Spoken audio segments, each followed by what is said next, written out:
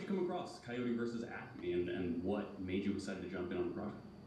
A friend of mine, James Gunn, had a hand in creating the universe and explained to me that it was an insightful article that led to the development of a screenplay. And James, I admire him so much. Hell, I love him as a friend.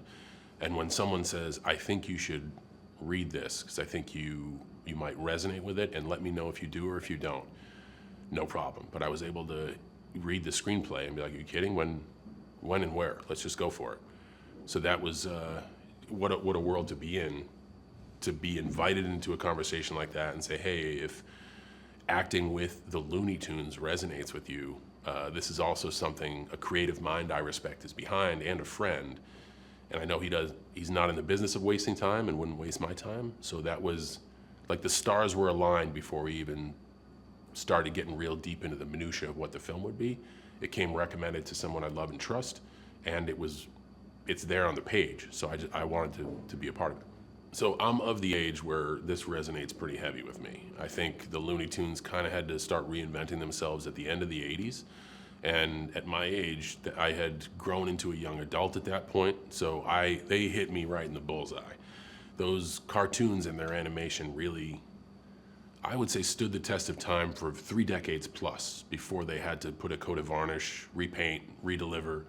So it really resonated with me to have Foghorn Leghorn, Daffy Duck, Elmer Fudd, some of the cameos that we have, Tweety, Wile E. Coyote, the Roadrunner. Like, man, it was really special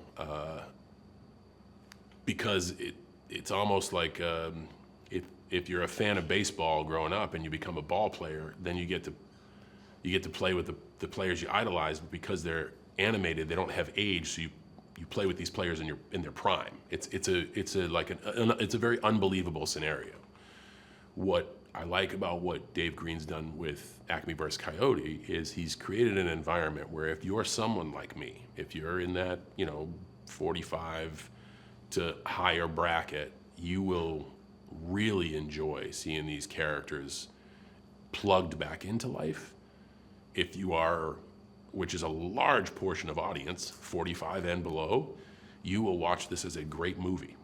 And you don't miss anything. You're not a step behind. It's a great story. It's a heart-wrenching film. And honestly, I'm proud of the work, and I appreciate the focus Dave put on essentially the legacy, but it's not a necessity here. And I really, that's a brave shout out to him. I'm asked that with every project. What do I hope audiences take away from the film? My response is standard. I never want to tell somebody how to think, period. It was a blast to work on. It's been a long road. The film is out. I just hope people show up and enjoy, because that means the demand is there. That means we delivered on our front. I never, ever want to tell an audience member how to think. And that's not me being preachy. Even if I give my opinion, it may have them watch the material with bias. I just want them to show up to the theaters and watch and be entertained. I'm not necessarily like Data from Goonies. I'm not Inspector Gadget. I would say one of the weirdest purchases I made was buying a replica car that was an absolute disaster, and it taught me a lesson as into craftsmanship and quality, and it was an investment that I spent 20 years putting money into, and when it showed up, I immediately got rid of it, and at a tremendous, tremendous loss. So it was a gadget that I thought would bring me status and gain attention from those around me, and it was a very jagged pill and a wonderful lesson to learn on a lot of fronts.